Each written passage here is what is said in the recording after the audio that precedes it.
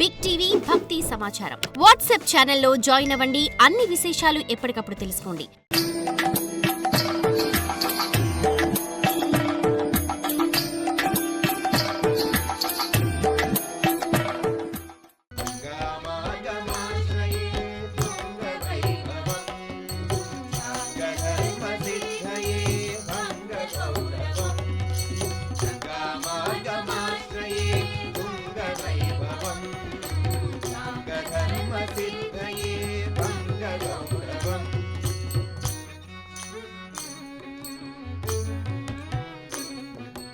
అతద్విధా నిశ్రుతం బహువిధ క్షేత్రగం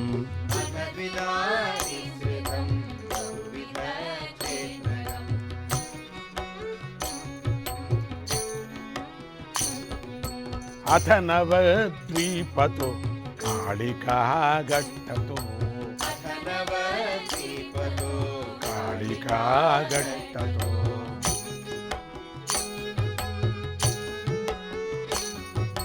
బహువిధ వ్యాప్తితో సాగరే సంగతం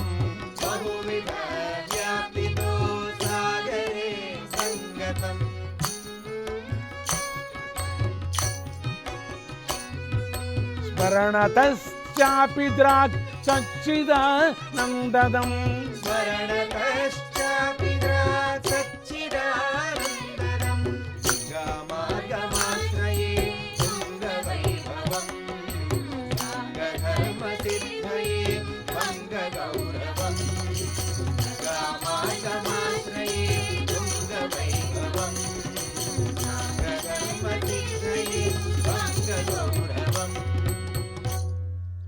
స్తోత్రాలు పూర్తి అయిన తర్వాత అష్టవసువులలో ఒకడైన వసువు గంగాదేవిని ఇలా ప్రార్థించాడు. అమ్మ, మా ప్రార్థనను అంగీకరించినందుకు చాలా సంతోషం.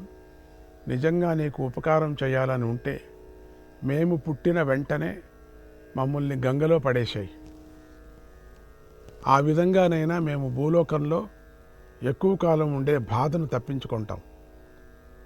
త్వరగా మా లోకానికి చేరుకుంటాం అని ప్రార్థించారు. వారు చేసిన ఈ ప్రార్థనకు కూడా గంగాదేవి అంగీకరించింది. వసువుల్లారా, మీలో ఒక్క కుమారుడు మాత్రం దీర్ఘాయుష్మంతుడై వర్ధిల్లాలని నేను కోరుకుంటున్నాను అన్నది.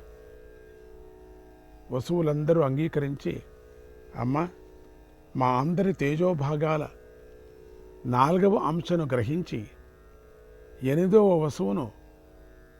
వసువుకు మేము దారవస్తాం. దానితో అతడు చిరకాలం జీవించి అతడి చరిత్ర ముల్లోకాలను వ్యాపిస్తుంది అని వసువులు తెలిపారు. తర్వాత గంగాదేవి వసువులు తమ తమ స్థానాలకు చేరి భూలోకంలో అవతరించడానికి సరైన సమయం కోసం ఎదురు చూడసాగారు. కొంతకాలానికి ప్రతీప మహారాజు గంగానదీ తీరంలో తీవ్రమైన తపస్సు ప్రారంభించాడు. ఆ సమయంలో గంగాదేవి సుందర స్త్రీ రూపాన్ని ధరించి నేరుగా వచ్చి ప్రతీపుడి కుడి తొడపై కూర్చుంది. ప్రతీపుడు ధ్యానం చాలించి గంగాదేవిని నువ్వెవరు అని ప్రశ్నించాడు. అందుకు గంగ, నేను జాన్హు మహర్షి కూతుర్ని. నువ్వు ఇంద్రుడితో సమానంగా ఉన్నావు, నన్ను పెళ్లి చేసుకో అని కోరింది. ప్రతీపుడు ఇలా అన్నాడు, ఓ జాహ్నవి, ఒడిలో కుడి భాగం కొడుకులకు కోడళ్లకు మాత్రమే ఉపయోగపడేది.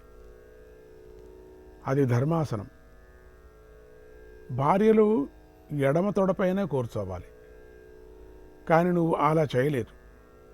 అందువల్ల నువ్వు నా పుత్రుడికే భార్య కావలసి ఉన్నది.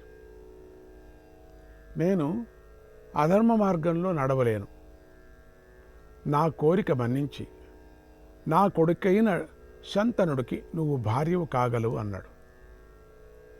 గంగ అందుకు అంగీకరించింది. ఇది జరిగిన కొంతకాలానికి ప్రతీపుడు రాజ్యాన్ని శంతనుడికి అప్పగించి తపస్సుకై అడవులకు వెళ్ళిపోయాడు. శంతనుడు రాజై చక్కగా పాలిస్తూ ఒకసారి వేటకై గంగా తీరాన్ని చేరాడు. గంగా తీరంలో శంతనుడికి ఒక దివ్య సుందరి కనిపించింది. శంతనుడు ఆమె సౌందర్యానికి ముగ్ధుడై ఆమెనే చూస్తూ ఉండిపోయాడు. ఆమెకు శంతనుడి మనస్సు అర్థమై దగ్గరకు వచ్చి, రాజా, నీ కోరిక నాకు అర్థమైంది. నువ్వు సంకల్పించినట్టుగానే నేను నీకు భార్యనవుతాను. అయితే నేనేది చేసినా నువ్వు వారించకూడదు. శుభమైన అశుభమైన నేను చేసిన దానిని నువ్వు అంగీకరించే తీరాలి. కఠినమైన మాటలాడి నన్నెప్పుడూ నొప్పించరాదు. ఈ విషయాలన్నీ వ్యతిరేకంగా నడుచుకుంటే అకస్మాత్తు మరుక్షణంలోనే నిన్ను వదిలి వెళ్ళిపోతాను అని చెప్పింది. శంతనుడు గంగా చెప్పినటువంటి అన్ని మాటలకు సరేనన్నాడు. షరతులన్నిటికీ ఒప్పుకున్నాడు, అన్ని షరతులు కాని. వెంటనే వారికి వివాహం జరిగింది. కాలం ఆగదు కదా, సంవత్సరాలు క్షణాల్లాగా గడిచిపోయాయి. గంగాదేవికి 7 పుత్రులు పుట్టారు. పుట్టగానే గంగ ఆ పసికందుల్ని తీసుకువెళ్ళి గంగలో నదిలో పడేసింది. పైగా, ఓ రాజా, మీకు మంచి జరగాలనే నేను ఇలా చేస్తున్నాను అని చెప్పింది. చంద్రుడు ఏమైనా అంటే విడిచి వెళ్ళిపోతుందేమో అని భయంతో ఏమీ మాట్లాడలేక లోపలే కుమిలి కృషించిపోయాడు. తర్వాత కొంతకాలానికి 8వ కొడుకు పుట్టాడు. గంగాదేవి ఆ పిల్లవాడిని తీసుకొని గంగ వైపు అడుగులు వేయసాగింది. గంగలో పడేయబోయింది. ఆ దృశ్యాన్ని చూసి శంతనుడు సహించలేకపోయాడు. ఆమెకు అడ్డం పడి, అసలు నువ్వెవరివి? ఎందుకింత ఘోరాలు చేస్తున్నావు? ఎవరి కోసం చేస్తున్నావు? పుట్టిన 7 పసిపిల్లలను గంగపాలు చేశావు. ఇప్పుడు ఏ పాపము తెలియనటువంటి పసిగుడ్డును కూడా చంపాలని చూస్తున్నావు. చంపడానికి నీకు మనస్సేలా వచ్చింది అని చాలా కోపంగా మాట్లాడాడు. ఆమె ఏమీ చెక్క చెదరకుండా నవ్వుతూ ఇలా అంది, ఓ మహారాజా, నేను మీ మాటను జవదాటి ఎప్పుడు ఈ పిల్లవాడిని చంపాలనుకోవటం లేదు. ఇప్పుడు నేను చంపాలనుకోలేదు. ఈ రోజు నుంచి మీరు మంచి పుత్రులను కన్నవారిలో మొదటి వారవుతారు. ఇక నా సంగతికి వస్తే, మన ఒప్పంద ప్రకారం నాకు మీ సన్నిధిలో ఉండే కాలం పూర్తి అయిపోయింది. మీరు మన నియమాన్ని ఉల్లంఘించి నా వివరాలు అడిగారు కదా, చెబుతున్నాను వినండి. నేను జాహ్నవీదేవిని, మహామునింద్రులు నిత్యము సేవించే గంగాదేవిని. నేను సామాన్యురాలిని కాదు. ఒక దేవకార్యార్థమే కొంతకాలం నీతో కలిసి ఉండవలసి వచ్చింది. ఇది ఒక దేవుడి కార్యం కోసం. ఈ క్షణంతో మన సాంగత్యం పూర్తి అయిపోయింది.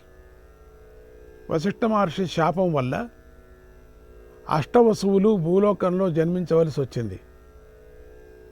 ఈ లోకంలో నీకు తప్ప వేరెవరికి వసువులకు తండ్రి కాగల అర్హత లేదు. నీకయింది. నీ యోగం నువ్వు. నీ పూర్వం జ్ఞాపకం చేసుకో. వైకుంఠానికే వెళ్ళేవాడివి అనే విధంగా ఇప్పుడు చెప్పదు, మనం అది జ్ఞాపకం చేసుకుందాం.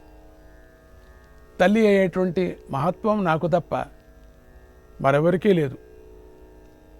వసువులకి తల్లి అయ్యే యోగం నాకు నీకే దక్కింది, ఆ పిల్లలకి. అందువల్ల నేను ఈ శ్రీరూపాన్ని ధరించి వచ్చాను. వసువులకు తండ్రివైన నీకు అక్షయ పుణ్యలోకాలు కలుగుతాయి. వసువుల కోరిక మేరకే నేను ఇన్ని రోజులు వారిని గంగలో పడేస్తూ వచ్చాను. వాళ్ళు కోరుకున్నారు కాబట్టి చేశా. చివరి కొడుకు మాత్రం దీర్ఘాయుష్మంతుడు కావాలని కోరుకున్నాను. ఇది నేను కోరుకున్నా. వాడే ఈ పిల్లవాడు. వసువులకు శాప విమోచనం కలిగింది. మీకు ఇక అంతా మంచే జరుగుతుంది. నేను ఇక దేవలోకానికి వెళ్ళిపోతున్నాను. ఈ పిల్లవాడికి కొంత వయస్సు వచ్చే వరకు నా దగ్గరే పెరుగుతాడు అని శంతనుడు నచ్చజెప్పి పిల్లవాడిని తీసుకొని వెళ్ళిపోయింది. తర్వాత గంగామాత ఆ పిల్లవాడికి దేవవ్రతుడని నామకరణం చేసింది. ఇది భీష్ముడి అసలు పేరు. గంగ పుత్రుడు అవ్వటం వల్ల గాంగేయుడు అని శంతన కుమారుడు అవటం వల్ల శాంతనుడు అని కూడా భీష్ముడి పేర్లు వచ్చాయి. గంగాదేవి దేవపుత్రుణ్ణి విద్యాభ్యాసానికై వశిష్ఠ మహర్షి దగ్గర చేర్చింది. దేవవ్రతుడు ఆయన వద్ద చతుర్వేదాలను అధ్యయనం చేశాడు. విద్య పూర్తి అయిన తర్వాత వశిష్ఠుడు భీష్ముడిని బృహస్పతితోనూ శుక్రాచార్యుడితోనూ సమానుణ్ణి అయ్యావని ఆశీర్వదించాడు. అంత గొప్పవాడయ్యావు భీష్ముడా అని భీష్ముడికి ఆశీర్వదించాడు.